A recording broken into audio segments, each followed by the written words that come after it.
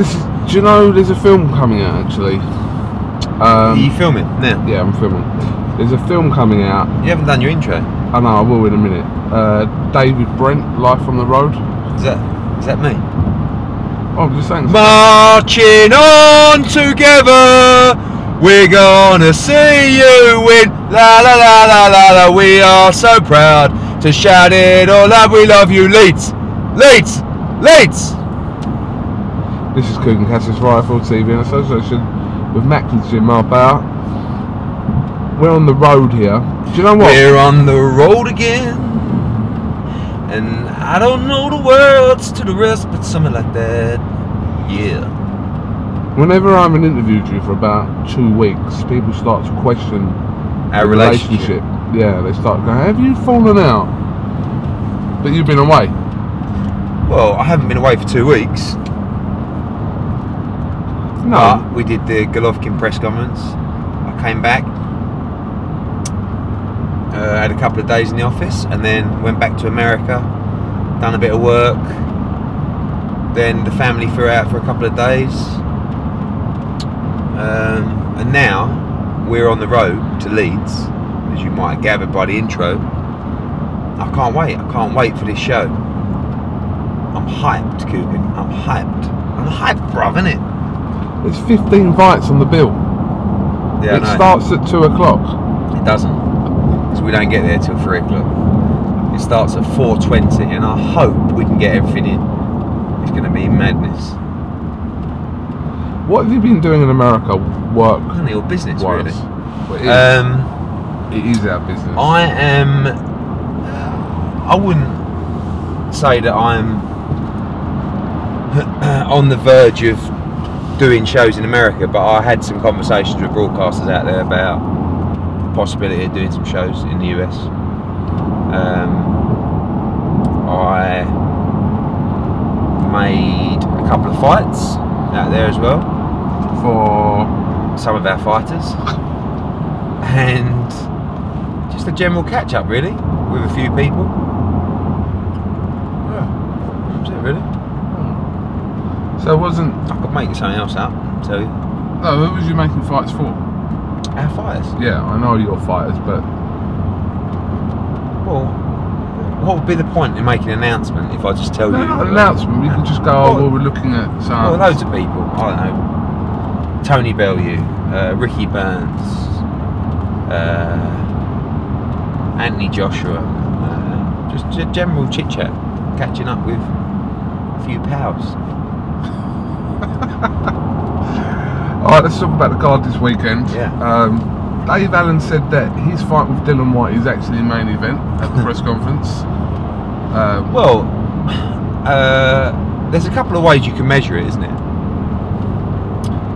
And this is how I measure the value of a fight. One is how many tickets it sold, the fight, and two is the interest from the audience at home. So in terms of the tickets that it sold, it's certainly not the headline fight. In terms of the interest of the viewers at home, it's close, but I don't think it's quite the headline fight, but it's certainly a fight. And there's all kinds of ways that you can gauge now the interest in a fight. I mean, you know, look at the head-to-heads. Even as simple as when you post a head-to-head on Twitter from Matchroom at the press conference, how many retweets and favourites does it get? I mean, this isn't rocket science, but this is, you know, the right way to measure interest. And Dave Allen against Dillian Whyte is streets ahead of all the others in that respect. So there's definite interest in that fight, and I can't wait for that fight. I think it's a great fight, and I think, like I said to you off camera 20 minutes ago, if Dave Allen can be in the fight after 4 or 5 rounds, I think he has a good chance. My worry is Dave Allen hasn't really experienced anything like this before, and I think Dillian is going to go at him from the first bell. He talks about boxing him, and you know, but I'm not so sure. So I think Dave Allen's going to have to survive the first couple of rounds and try and take him late in the fight. One thing Dave Allen has got is a great work rate, and he's got a great chin as well. So I'm really looking forward to that fight. What's in it for Dillian Whyte? to beat Dave Allen? Dylan's a clever guy, you know, in a lot of the stuff that he said, and that's actually, see, I like the David Price fight against Dave Allen, but Price and his sort of team, and they're dead right, turned around and said, what do I get out of beating Dave Allen? And I say, well, a few quid, and you're giving the fans what they want, because I think, and that's why Dylan's decided to fight him. This fight is, everything's to win for Dave Allen, do you know what I mean? But there's everything to lose for Dillian Whyte. So, yeah, there's a WBC international title, there's a top 15 world ranking, but this is, as Dylan said, this is a fight for the fans, and you know, I think it's a fun fight. I think, what's the point? Again, going back to the financials and being really boring, you bring over an American or whoever, and I always, you know, say like Bogdan Slobodanovich from, you know, Russia or the Ukraine, who no one's ever heard of. Zero banter, and that's the most important thing. And the same kind of money. Time you paid the hotel, the flights, and then you got Dave Allen. You can give Dave Allen the payday beyond paydays for his career so far, and you can have a Brit. And for me, that's what we should be doing. And fair play to Dave Allen, because, you know, although there was talks, people saying that we've offered it to him late, that's not true. This fight was on the table for a long time for Dave Allen, but eventually he turned around and went, you know what, I've got to take this fight, really. And he's made the right decision, and good luck to him. May the best man win. Will the winner of this fight definitely go on to face Sam Sexton? Well, I think the board delayed the purse bids between Allen and Sexton, and that's the final eliminator. So if Allen was to lose, he can still fight Sexton in the final eliminator. But I believe if Dillian was to win tonight, he could fight Sexton for the British, and that could be on September 10th. So we'll have to see. Josh Warrington taking on Patrick Hyland. Yeah, good fight. Yeah, good fight. Disappointed that you didn't get the Warrington-Selby fight for the summer. Yeah. I mean, Josh has had quite a bit of stick for that, but at the end of the day, you can't build what he's built and then take a fight at the wrong time, and for many reasons, the wrong time, and just spunk it all up the wall. And it's not like Josh can't sell a ticket, doesn't rate, doesn't put bums on seats, and he's just desperate for a world title fight. That will come, and it will come when we want it. So the answer was, do you want to fight for a world title in July, or do you want to fight for it later in the year? The answer from the team was, we think we'd be better prepared later in the year. The answer from Selby's team was, well, then you're going to lose the opportunity. And I had to convey that message back, and it was, okay, well, we'll fight someone else then if you don't want the fight. I will guarantee you, if Josh Warrington beats Hyland tonight, he will fight Lee Selby next. No, sorry. I will guarantee you that if Lee Selby wants that fight, he can fight Warrington next. We will sign that fight, no problem, next week. For when? For November, even October. I mean, Lee's in a position now where he after the Hunter fight, he wanted to fight in the summer. So that's one of the reasons he wanted to fight Warrington, of course. But now he's being told that he could fight the winner of Frampton Santa Cruz. But the problem with that is that's not going to come till December. And if if the winner gets cut tonight and it's going to be a tough fight, it's going to be November, December at the earliest. So, and I don't think Lee Selby's going to get the money for that fight that he thinks he's going to get. So I think he should fight Warrington, and I think he should do it in November. A couple of other fights of note. Well, there's 15 of them, but a couple of other fights. Tommy Coyle and Tyrone Nurse, and also Luke Campbell against Mendes. I was thinking about the Campbell-Coyle fight. Don't want to sound perverted, but actually in bed this morning. And I really feel like Tyrone Nurse is really coming on. He used to be a fighter that I won't lie, I didn't really used to particularly enjoy watching him. I did from a technical point of view, but sitting there with a commercial hat on, thinking about the fans and people watching at home, I was like, it's just this style. And then what's happened is he's kind of changed his style to be more TV friendly. And if you look at the fights that he's been involved in TV, the Tyler Goodjohn fights, the 2 Chris Jenkins fights, the Willie Limond fight, and now this fight tonight, he's really coming on. Tommy, up at light welterweight, I think will be a much better fighter. I think he can punch. I think the right hand over the top is the shot that could win him the fight. Can he stand up to the power of Tyrone Nurse, which I'm not saying is off the chain at 140, but Tommy has been hurt by Brizuela, who is a very small lightweight, and he's been hurt, of course, by Campbell, who we know can punch. But it's a fascinating fight, and I've got a lot of time for Tommy Coyle. You know, he just wants to be in good fights. He just wants to compete. He wants to. This is a chance, as first person from Hull ever to win a British title. And I've really got a lot of time for both lads, really have. So I think Tyrone's the favourite because of his form, but you can never count Tommy out. Campbell Mendes is a great fight, and someone tweeted me the other day, you might have seen it, saying if Mendes turns up, you are going to look very silly here and have egg on your face. It's like, I don't understand. What do you want me to do? Put him in an easy fight? You know, you tell me you want 50-50 fights, or you want tough, and actually the bookies don't even say it's a 50-50 fight.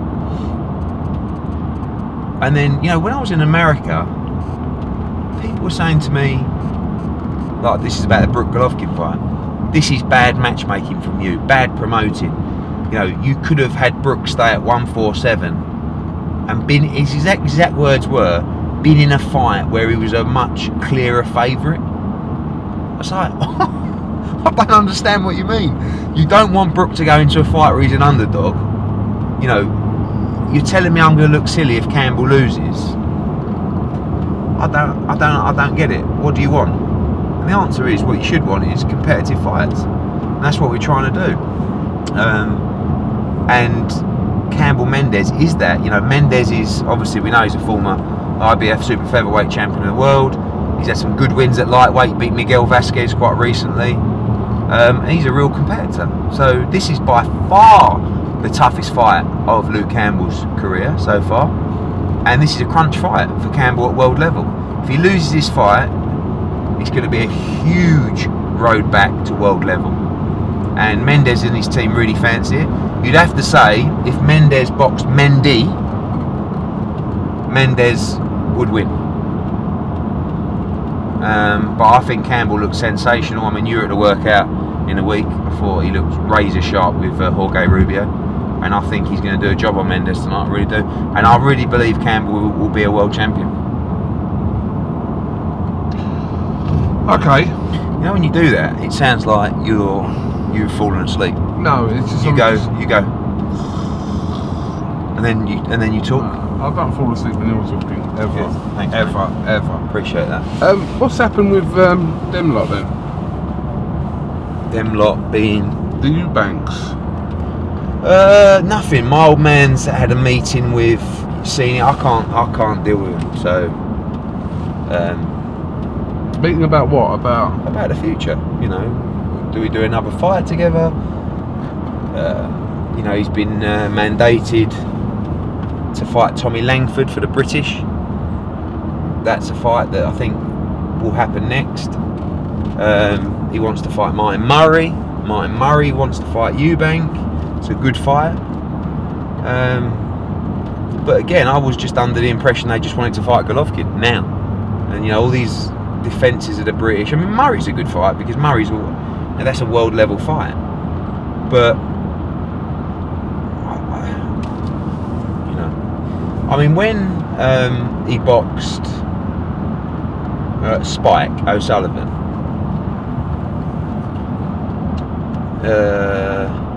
Yeah, that was the final eliminator for the world title, right?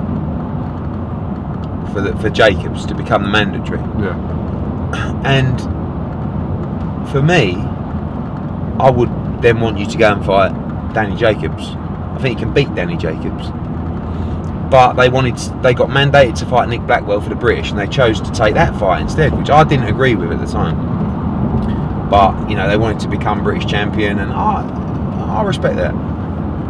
Then they defend it against Doran, fine. Then they want to fight Golovkin. Then they get the chance to fight Golovkin. They don't fight Golovkin. We all know what happened. And now they get mandated to fight Tommy Langford. So they want to fight Tommy Langford for the British, but I don't. You know, Tommy Langford's a good young fighter, but we talked about, you know, Jacobs, Golovkin, Langford, and we've just sort of done that with Doran. So, yeah, maybe ditch the belt and fight Martin Murray, and then fight Golovkin if you're serious. But I don't really get the point of defending it against a Langford, to be honest with you. But so we'll see. When I spoke to you straight after you made the Brook Golovkin fight, yeah, you were kind of like, look, the door's still open if you know. You could, yeah, well, we've got another fight with them, and yeah, but the ag you've had, right? And this ain't the first time you had ag. No. It's the second time you've had. Yeah, ag. I mean, where did you cut it off? I'm like I said, they asked for a meeting. And I just said to my old man, look, you got, you know, my old man had what, 10 years with Eubank? I don't know, maybe even more. So they've known each other a long time. So I just let he can chat with him. You know, we've got our own stuff to concentrate on now. We've got Brook Golovkin press conference on Monday. We've got fights coming out of our ears, planning for the new season. I ain't got time to mess around. So there was a thought he possibly could fight on that undercard, but is that out of the picture? Well, the purse bids aren't till August the 13th or something like that, so that's very unlikely that'll be the date. But you know, unless we agree a deal before, and I can't see that happening. I mean, I actually had a meeting the other day with Andy Alien from Queensbury. We had a nice cup of tea and a cake, and you know, it was a good meeting, and you know, we're talking through stuff like that, and I don't think we'd agree a deal on that fight. But what is the value of that fight at purse bids? Probably a lot less than Team Eubank imagine, but we'll see. So you've not spoken to Chris Senior? No. Personally, no. Not since I gave him the deadline to sign the fight. But he's still spoken to John Wish in our office and my old man. And it's not that I'm not one of those people. I would never work with him again. I can't. You know, it is what it is. He is a horrific pain in the arse. But he does have a good fighter in his son, and he does have pulling power in the brand. But like you say, there's only so far you can, or so much you can take. I've never been stressed out over the situation. I just can't take it anymore. This bloke. I just think, well, you don't want it. You're over there. Okay, who's next? I don't really think like too personal on how I feel about people. And I don't really, you know, I don't look at Chris Eubank and think I can't stand you. I have a lot of respect for Chris Eubank Senior. A lot of my early life was built around following him all over the world to watch him fight, and you know, he was a great fighter. But I just think he makes some poor decisions.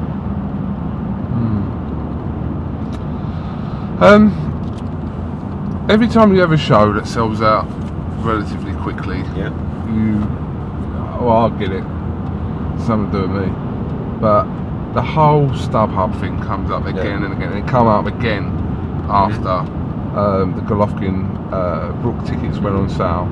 So for probably the 28th time in the last few years, just explain to me or obviously their concern about this whole the main problem, the thing that people don't like is people reselling tickets. Okay, so I mean, we sell a huge amount of face value tickets via STUB-HUB. They are very beneficial to us as a ticket partner for selling face value tickets. So for that event, we would give them, and it's a very small number by the way, an allocation of face value tickets. There are plenty of people that bought face value tickets. The problem that comes is by people who buy a ticket and resell them. And by the way, it's not just STUB-HUB. There are 6 or 7 sites where you can resell a ticket, and that's where people get the hump, and it ain't great, to be honest with you. And that one of the other problems is that people try their luck. So you say you get a face value ticket for £100. You go, I'm going to Brook Golovkin 100%, and there is nothing that's going to stop me. But I'll tell you what I will do. I'll put it up for £2 grand, and if anyone wants to buy that ticket, I'll sell it to them. And until that becomes illegal, the reselling of tickets, that is always going to happen. And it's not boxing, it's just boxing, it's everything. Every event where there's huge demand, there is a big secondary market. I'll tell you what, this is a good one for you. It's not even a David Brent analogy. No. I was in New York, right, last, I think it was Tuesday or Wednesday, and my daughter wanted to go and see Matilda, the play, right? So now I'm a punter. I'm not a promoter, I'm a punter. So I go down to the hotel. First, this is what I do. I go online and I look at Matilda, right? I look at the prices, and I want to be in the orchestra, which is the bottom floor. I want to be 10 or 15 rows back, right in the middle. And it says on there that the tickets are $200 each.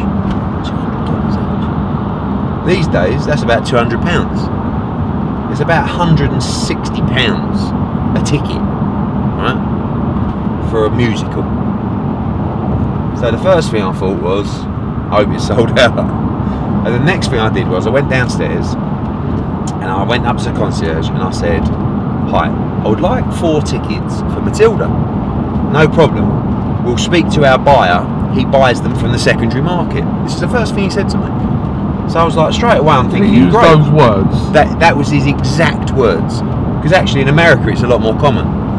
So I said, the first thing I'm thinking to myself is, great, so now I've got to pay well over face value. But the answer is yes, because it's sold out and someone's bought it. So anyway, as it turns out, he comes back to me and he says, right, I've got you 4 tickets.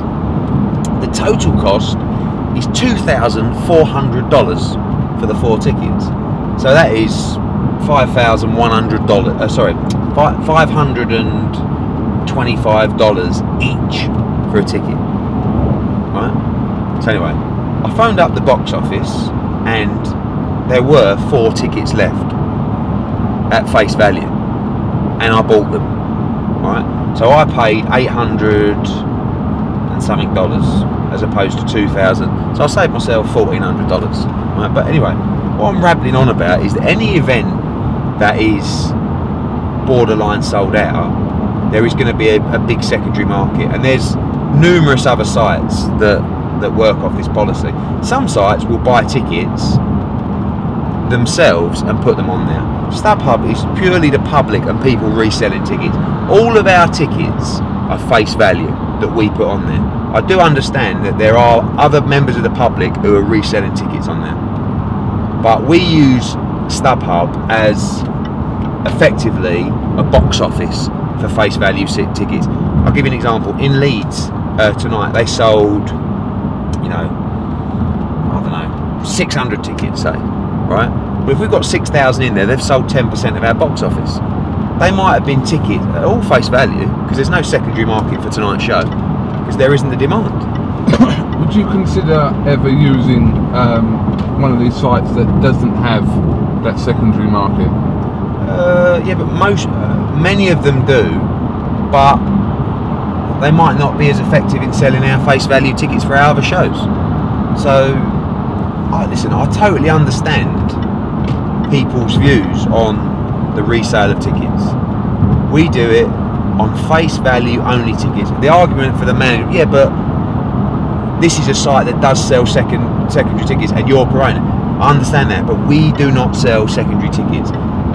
We do not resell tickets. And the amount of offers that we get to resell tickets, you know, like, for instance, Brooke Golovkin, a ticketing company would come on and say, right, we will give you 50% of whatever we make over face value reselling tickets. I would never do that. That is actually, would be ethically disgusting for a promoter to do that, in my opinion. And we could have done that for Brooke Golovkin, on all the AJ fights, all of them. We get no benefit at all. We take no commission, booking fees, anything of STUB-HUB from a punter reselling a ticket. We sell face value only tickets on STUB-HUB, and it's very beneficial for us to use an organisation of that size to sell our face value tickets. So, what's your dearest ticket at Brooke Golovkin? £1,000. £1,000. So if someone tweeted a picture the other day, I can't remember how many grand it was, but it's 2 tickets. They weren't them. I think there was a £500 tickets, right. And they was up at 3 or 4 grand or whatever.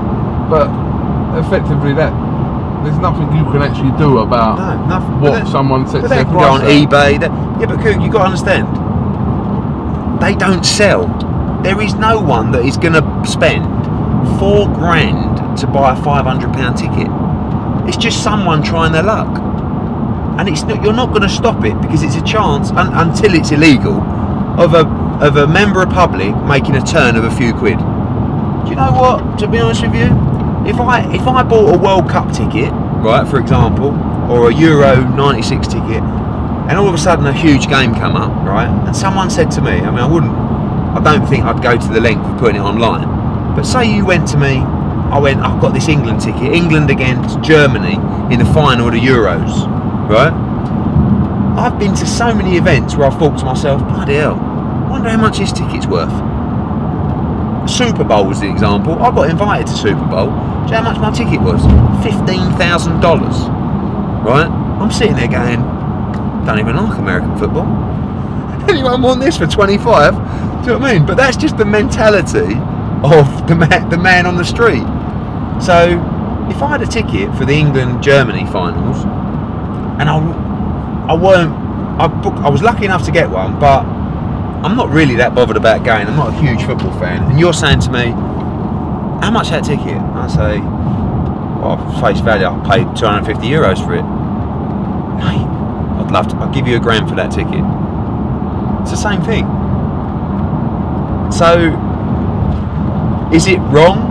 Yeah, I guess it is, because what people are saying is you're denying real fight fans the opportunity to go to the event. Let me tell you something now. Don't underestimate the thinking mentality of a punter.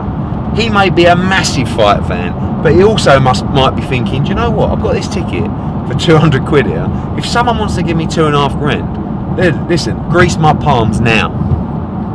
I love boxing, but I also love a £1 note. This is what people are thinking. So the answer is whilst this goes on, that will happen. Again, we take no commission, we don't take any money on top for tickets. We sell face value tickets through that site. Yes, they do have a secondary part of the site where the public resell tickets. Again, we've had this conversation a million times. I don't know what else to tell you. So, and I get people saying, yeah, but you're associated with the site. Well, all I can tell you is they're a ticket agent for us who sell face value tickets. I'm sorry. Right, just hold on. Does it matter to you who buys tickets?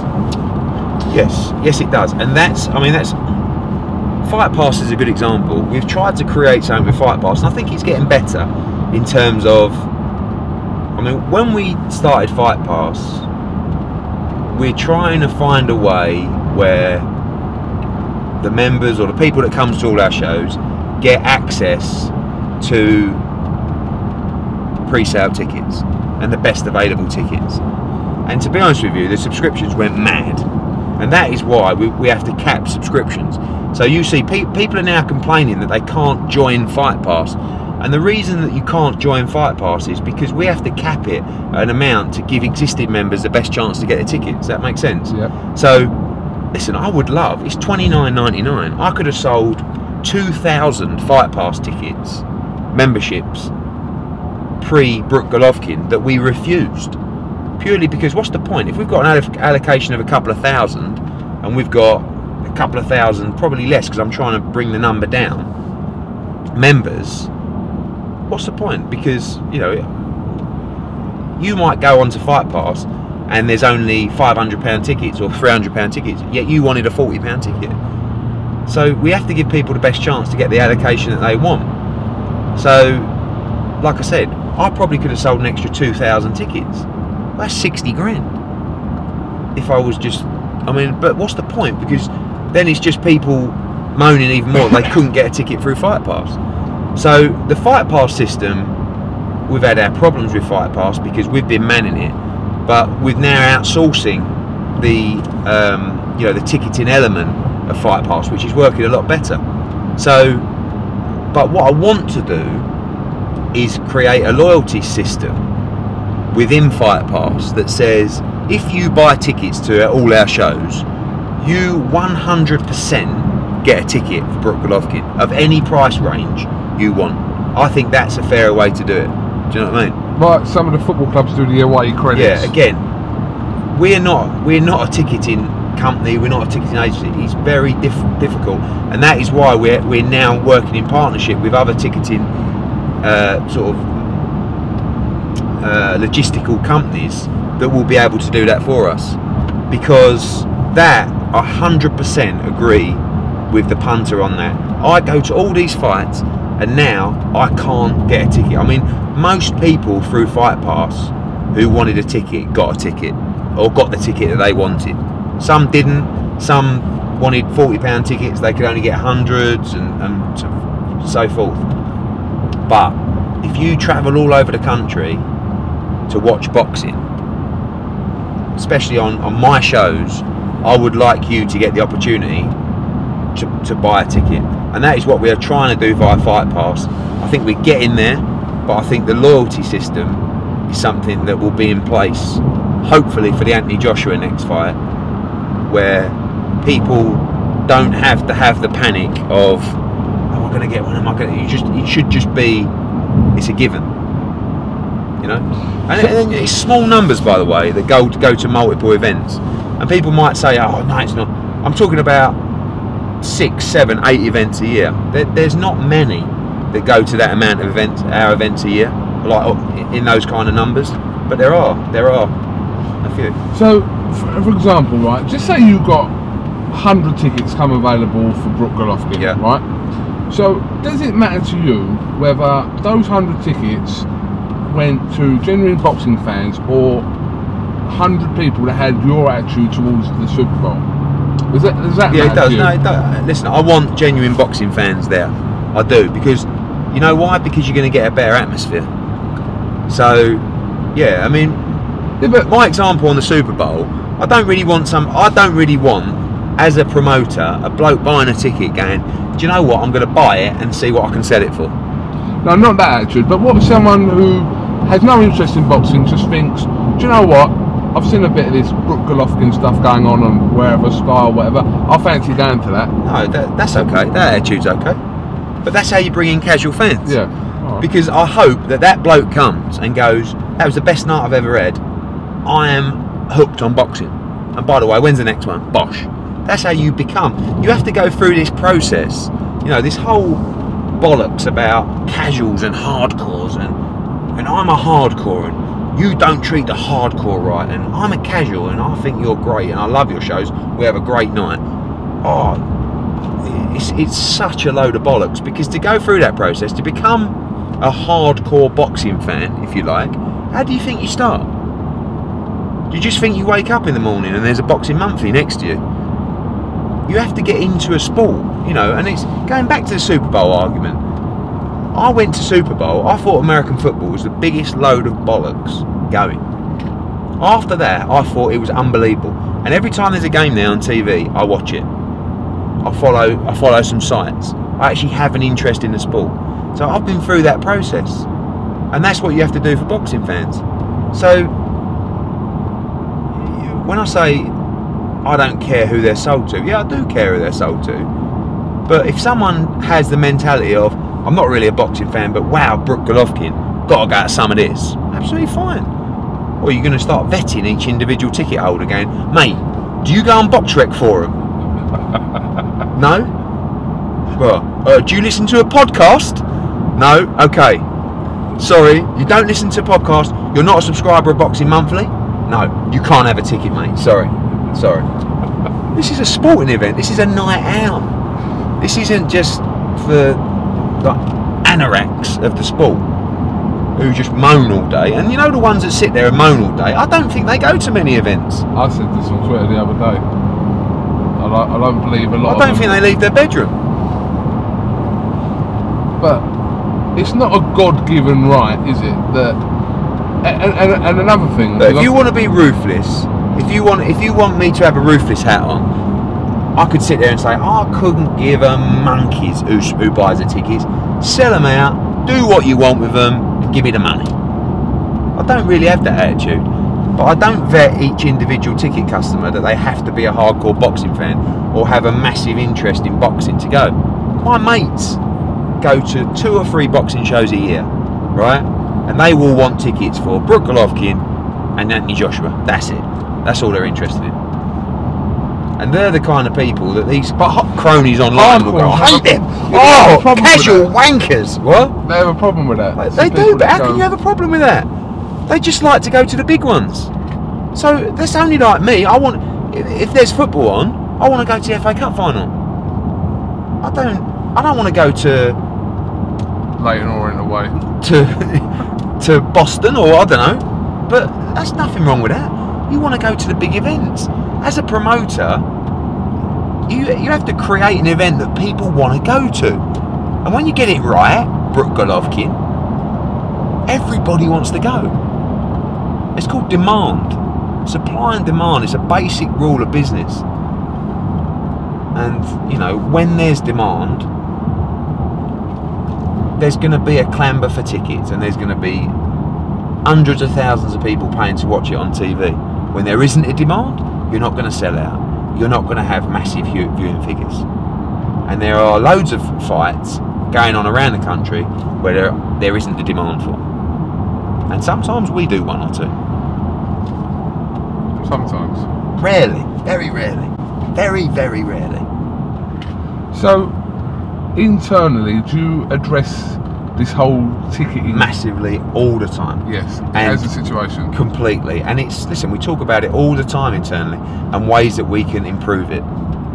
Because, you know, the feedback is negative when people are reselling tickets.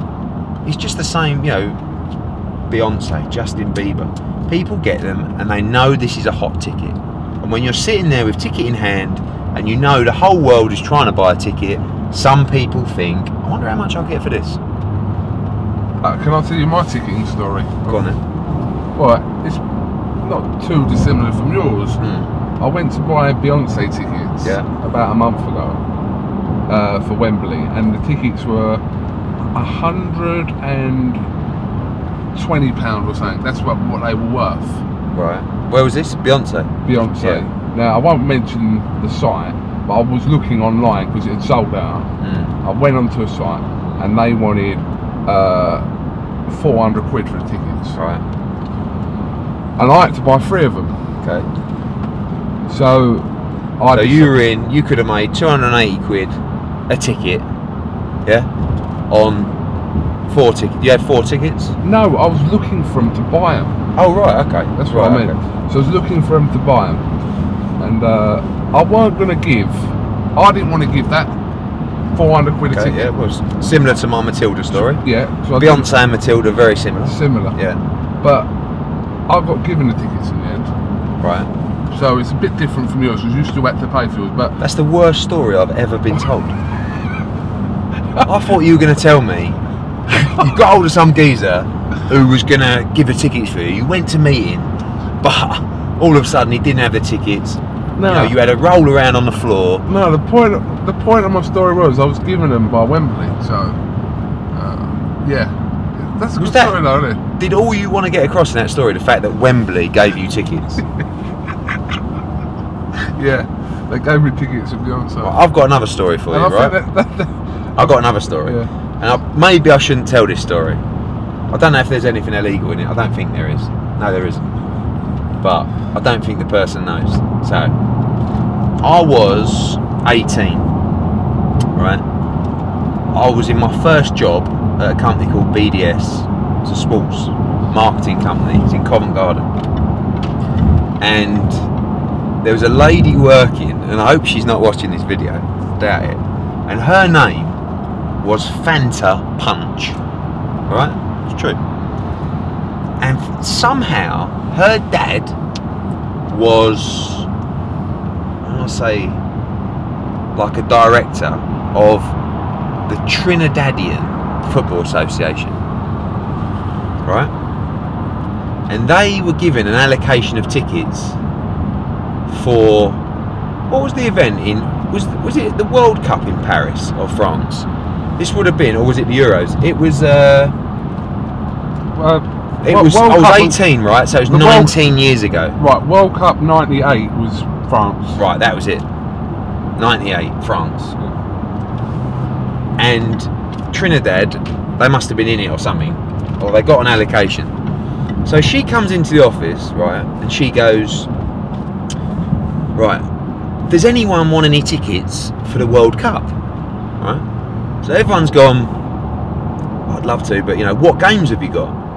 So she had like, I think the group stages are gone. She said, well, I've got the quarterfinals or something like the semi-finals, and it's between France and Holland, or France and Brazil, or it might have been a quarter-final game. So I'm sitting there going, and everyone's going, nah. I'm thinking, these tickets are like gold dust. So I've gone, yeah, I'll have them. I said, oh, my friends will go to that, yeah. So anyway, I've bought probably 20 tickets, right, all at face value. Fanta Punch, lovely lady. If you're watching this, God bless you, Fanta. Right? So I've got the tickets. So I'm thinking, I'm 18, right? I'm definitely not going out and getting a plane out to watch these. So I'm now thinking, am I going to get rid of these tickets? So I go into the bathroom, and I get, at the time, the yellow pages, because we weren't as digital as we are now.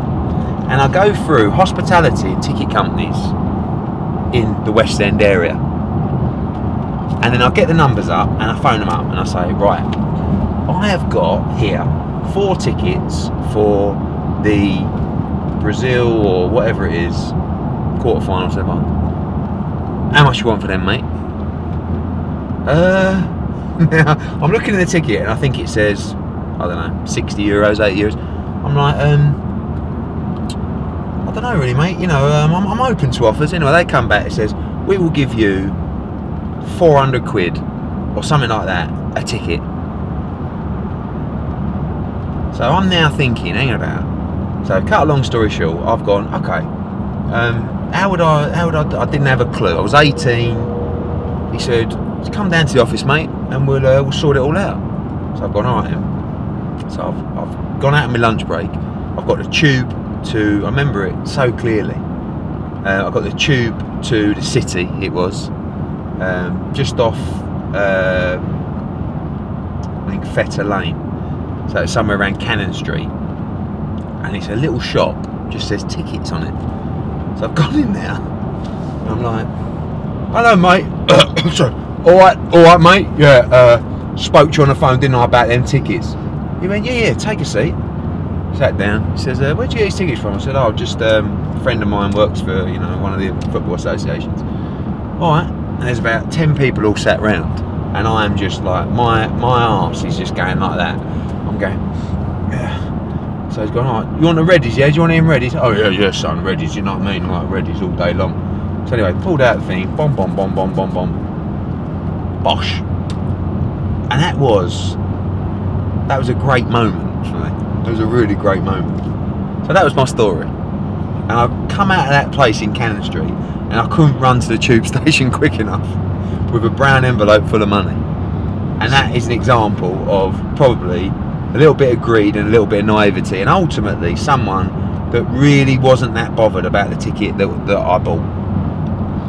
So, the moral of your story, the moral of the story was I was a right little Jack the Lad little kid who thought I could turn a few quid. And I think every now and again people get hold of a ticket and they think, do you know what, I could make a few quid out of this ticket. And at the time, whatever it was I made on those tickets, 1,500, 1,600 quid, was a hell of a lot of money to me. I mean, I was probably making 10 grand a year, right? And I just made 1,600 quid in readies, and that was probably 2 months' salary. So that was my mentality at the time. So now a little bit different. If it was now, I'd want £800 a ticket. No, if it was now, I'd probably go, do you know what, that's an unbelievable occasion, I'd like to go. Or I might give them to someone. Do you know what? That's an honest story of what happened, and at the time, that was what was going through my head. Listen, whoever doesn't say that if they had a ticket and someone was offering them a ridiculous amount of money, of course, there's always a price. You think about it, at least. Yeah, but I hope people don't buy to resell. That's what I'm saying. No. Do you know what I'm saying? No, but these people that buy these tickets on like STUB-HUB, and that's their like sideline or their business to do, isn't it? I do think, yeah. One of the things that I'm not okay about is, and you can't stop this, is touts buying tickets. So this is what will happen. You will get, like that geezer who gave me the money in off Fetter Lane that time in Cannon Street. They will be online trying to buy Brook Golovkin tickets to sell above face value. That is their job. Do you know what I mean? And I don't like that. I really don't like that. Even though I did go out and buy a new car. People go on like you invented tickets out. No. Listen, I get what they're saying, but the only peace of mind I can give people is we will never resell tickets above face value, and STUB-HUB sell our tickets at face value only, and it is a very effective tool for us to sell tickets at face value. Should there be a cap on reselling on these sites? What, the price? So if you've got 100, you can only sell it for 200. You could only sell it for like X amount percentage. I think above it just defeats the option of freedom, and I think people don't. I don't think the reason you see such crazy numbers on there is because that people want to go to the event. Do you know what I mean? So they don't want to resell their ticket. But by the way, if you pay this silly amount of money, we will sell it. Do you know what I mean? So say you had a ticket for £1,000, and you're like, I can't wait for Brook Golovkin. I would never ever give this ticket away. Would you give it away for 10 grand? Absolutely. Right? So alright, I'm going to put it up on STUB-HUB for 10 grand, and if some nutter wants to give me 10 grand, they can have it all day long, and you know what, I'll sit home and watch it on Sky Box Office. So if, for example, right, say I wasn't doing what I'm doing, I didn't get free tickets thanks to your fights, right? So well, you've sneaked your way into the Wembley contact for a start. Hello. Wembley are actually good to me, very good to me. So that's no, all result of Froxgrove. Why are they so good to you? Just from Froxgrove, someone in particular, I'm not going to mention him. But anyway, so for example, say I was just looking to go to, like, say Fury Joshua, right? Yeah. Say someone like a ticket that you had for a grand, right? Yeah. Near the ringside, whatever. Someone went to me, right, 2 grand will buy you that ticket. I wouldn't pay that. Like personally, I wouldn't pay that. But I don't think. I think there's quite a lot of people that would. There probably are. But I'd rather just make him 2 grand myself. Do you know what I mean? Because these people, the reselling of tickets, the only way that I could eradicate the secondary market is to put the prices up. That's not going to eradicate it. I'm telling you now, if I double the ticket prices for Brook Golovkin, the secondary market would plummet. Well, if you bank Eddie's way, that's what you've been doing. That's what you've been doing. Yeah. But you can't regardless of whatever, if they're not on STUB-HUB... Yeah, by the way, because as a promoter and probably a man who likes a pound note, do you think I like seeing that? Look, you've just given me 200 quid for a ticket, right? Thank you. That's coming to the show. It's now on for 500 and it's been sold. Well, who gets that 300 quid? The bloke who bought the ticket, he ain't even doing the show. So why don't I just make him 500 quid a ticket? Yeah, but you're turning your nose up. But if people are prepared to spend 500 quid, why isn't the promoter charging them 500 quid? That's because it's ethically wrong. Yeah. But I'm not even getting any credit for that. So why don't I just be a complete arsehole and just put all the prices up, double? If I doubled the ticket prices for that show, I believe it would have still sold out. Yeah, but you wouldn't eradicate the problem of reselling. No, it may drop. You wouldn't get rid of it. It would drop. It wouldn't just drop. It would plummet. Because what is happening is there is a demand, obviously, over face value for that ticket. Again, coming back to supply and demand. The tickets that I'm selling at £60, people are willing to pay £100 for that ticket or more. So why don't I do it? Yeah. In fact, I've just convinced myself to do it. But it's, you know, and do you know the reason I don't do it? This is the same thing I said to the EUBANKS. We go back to the fans time and time again and ask them to put their hand in their pocket. If this was, say that we were doing, I don't know, another event, and it was a complete one-off, and we weren't in that sport, that wasn't our business, you might want to say, you know what, this is a one-off hit, and I don't give a fuck about the fans. I don't care how much this ticket price is. We're making our money and we're getting out. I think I'd probably do it. But I can't do it because I'm coming back to these fans every week saying, I've got another one now. Do you want to come to this? And you will push the fans to a point where they turn around and say, you know what, this is too much. I'm not going. And I don't want that. And do you think the ring size is too dear for the big fans? Yes. You do? I do. Do you know what?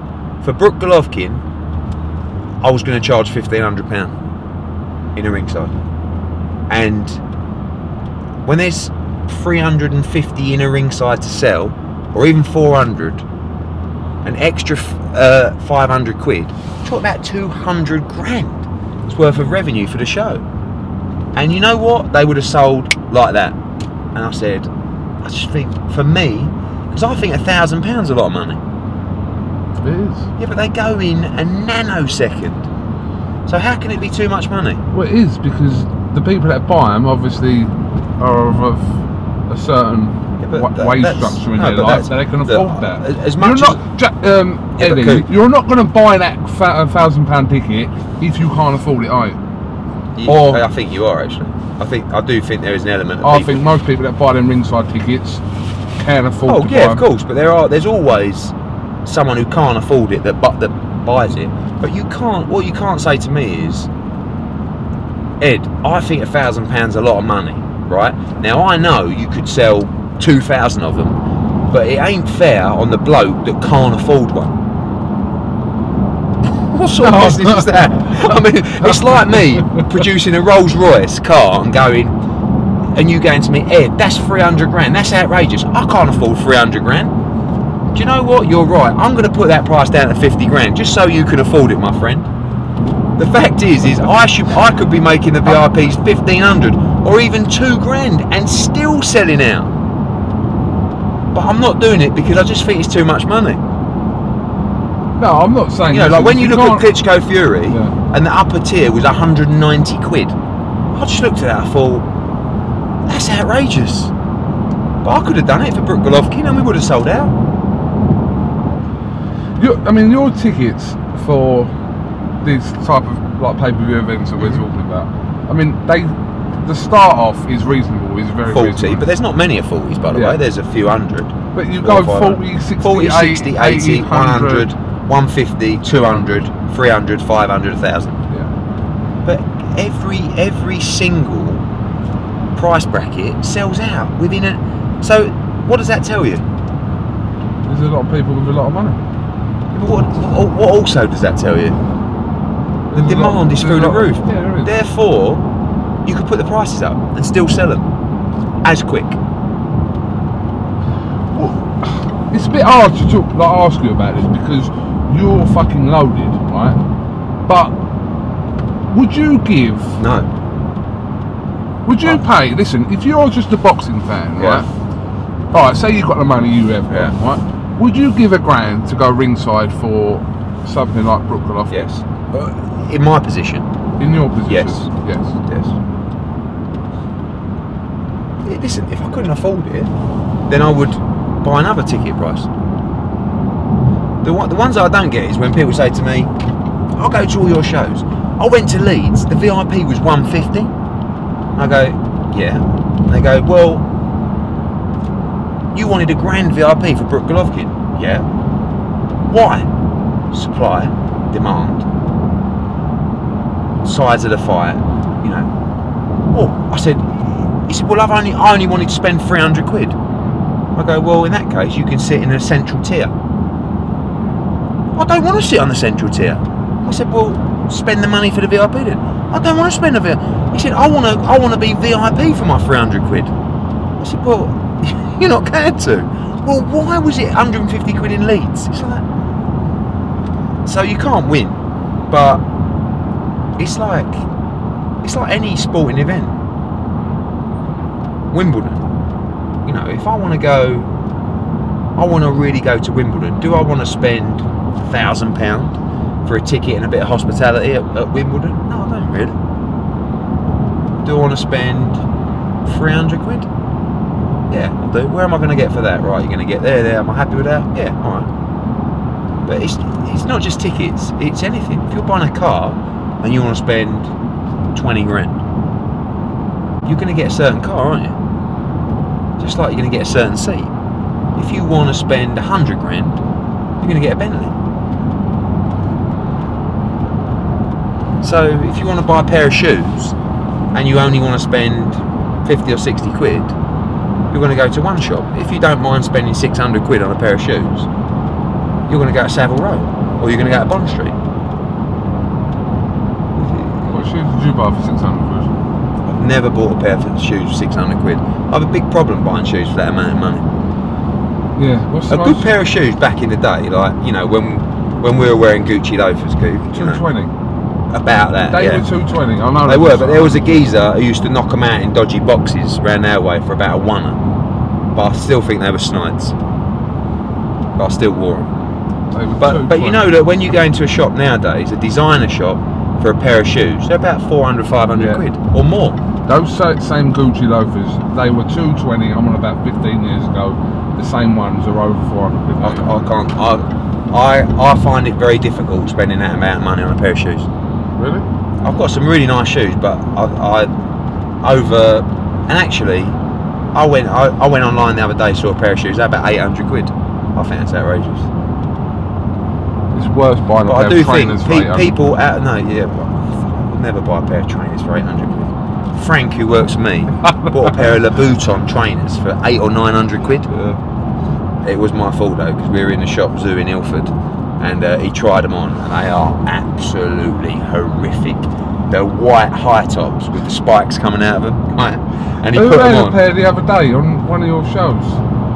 I interviewed him. Fucking hell. I don't know, but he put them on in the shop, and I thought, I was going to say they are terrible, and he went, how nice are these? And I just went, mate, they are the bollocks.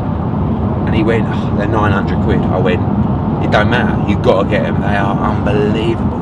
He was like, yeah, but you know, it's a lot of money. Oh, I went, well, mate, do you think so? I went, mate, seriously, they're the bollocks. Anyway, he bought them, got in the car, and he was like, I can't believe I bought him trainers for 900 quid. I went, mate, nor can I. God, biggest rascals, just cut out. I said, they're the biggest rascals I've ever seen in my life. He's like, what? Trying to buy them. Yeah, I know, it's funny, because I thought, I can't believe a man would wear them. Who fought on your undercard at the O2 for Brazil early on? Felix Cash? No. Calify? No, before him. Ted Cheeseman? Ted Cheeseman. What, had a pair of Louboutins on? Ted Cheeseman had two pairs. He had, I think, He had, because he got changed before I interviewed him, and I thought he give about 800 or 900 quid for a pair of spikes to the bullets. I'm paying Cheeseman too much money. See, the first thing you told me when you told me that story about Cheeseman was, I'm paying Cheeseman too much money. I can't spend 800 or 900 pounds on a pair of trainers. I could probably spend. I bought a pair of Balenciagas the other day. They're about 300 quid. I've got a few pair of Long Vans. They're about 280, 290. Frank spent 500 quid on a Tom Ford polo shirt. Frank spends a huge amount of money on things like that. A polo shirt.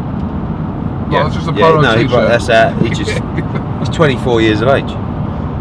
So what about a coat? Would you give like £1,000 for a coat? It's a lot of money, isn't it? Yeah, but if you the only thing that I spend that amount of money on is my suits. Yeah. Like they're a lot of money. Same tailor as Frank Warren, yeah, 100%, yeah. You laugh, but it's true. It's not. Oh, it's not. I asked him the other day. I mean, he might listen. He might buy a suit off the rail, but I don't do that. They're all fitted, tailored. Well, so you wouldn't give £1,000 for a coat, but you probably have, wouldn't you? If you bought like. I might have, yeah, but I don't. It would hurt. It would hurt. I don't. What about 500 quid for a pair of jeans? No. About 300's a max for a pair of jeans, I think. But I'd like, listen, I bought a couple of pair of River Island jeans. 30 quid. Probably the best jeans I've ever bought. Little super skinny stretch. 38 waist. You like a bit of Kenzo as well, don't you? Don't mind a Kenzo jumper, yeah. What's the most you'd give for hand luggage? I've got some Louis Vuitton hand luggage, which is quite expensive.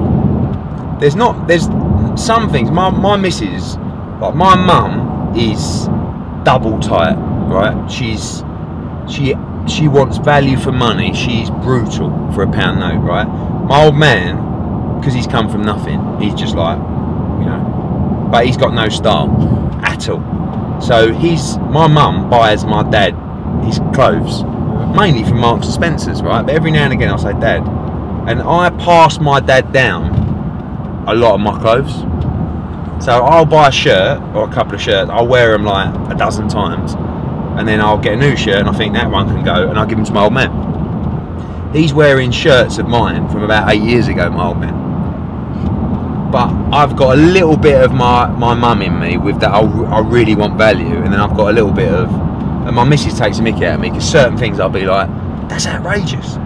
Like she got some plants done in the garden. Do you know how much flowers are? I couldn't believe it. I said it. She went, oh, you don't mind buying a suit for a couple of grand? I said, yeah, but it's a suit. So certain things I'll spend the money on, and other things I'll be tight as a You don't hold back with your motors, though, do you? No, cars, suits, watches, luggage. Luggage? Pants. Yeah? Pants. Dave Allen spent £30 on his pants. That's what, yeah. I've spent about 40 quid or even 50 quid on a pair of pants before. What makes that? Hanro, Zimmerly, Derrick Rose. That's little things like that are quite important to me. Would you spend 50 quid on a pair of socks? Probably not, but socks again are quite important. I would spend 30. I'm not sure I could do 30 quid on a pair of socks. I think I could do 20 quid on a 25.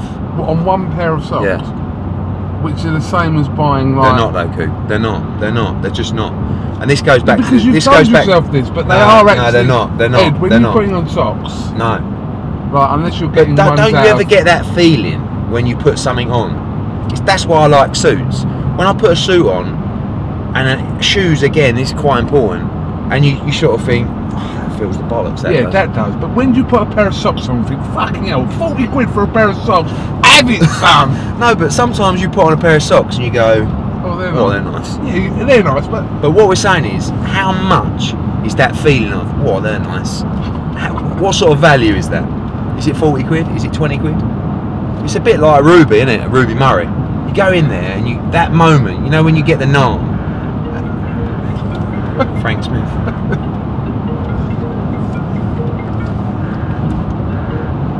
Hello? How you getting on? Yeah, I'm not going to make Nando's. Alright, no worries. See you at the venue. See you there. Bye. What, we're not making fucking Nando's? We will, but not with Frank Smith in his £900 Louboutins. It's like having a curry. You know that moment when you get the naan bread and you dip it in the madras? Oh, that first little bit. My mouth's watering telling you the story. How much is that worth? Because generally it's only 8 or 9 quid, isn't it? So if you get a really good one, a bit like a pizza, it's £1 a slice. But when you get a really good pizza, how much would you pay for that slice? Do you eat caviar? No. What do you think I am? Someone tweeted me the other day, like, it was a random thing, and it was like, you're an arsehole, Hearn, just a prick of a man, or something like that. I went, that was a bit harsh. I nearly choked on my caviar. And he went, see, you're or something like that. What about, I have tried caviar, but it's not really my thing. What about a meal? Say you and your missus, what is the Well, this is another thing. In New York, I went out for a meal. Actually, no, I've got room service. See, this is where I go back to thinking like my mum. Because I've got room service, so, mate, who's going to watch this interview, by the way? Loads of people. Right, okay. Right, listen, if you've watched the end, got to this point in the interview, I'm sorry. Hashtag Fanta Punch. No, don't. No, yes, don't. Hashtag Fanta Punch. You might find it, right, and she'll want to cut. But, so we're in New York, right? Nice hotel. I'm there, my missus, my 2 daughters. So I have a hamburger with chips. My missus has a club sandwich, and my 2 daughters have hot dog and chips. They have 2 pineapple juices. We have a large bottle of water that we share. We've got a cheesecake coming after, and we've got a little bit of ice cream on the side. The bread, I hope, is complimentary. How much is that?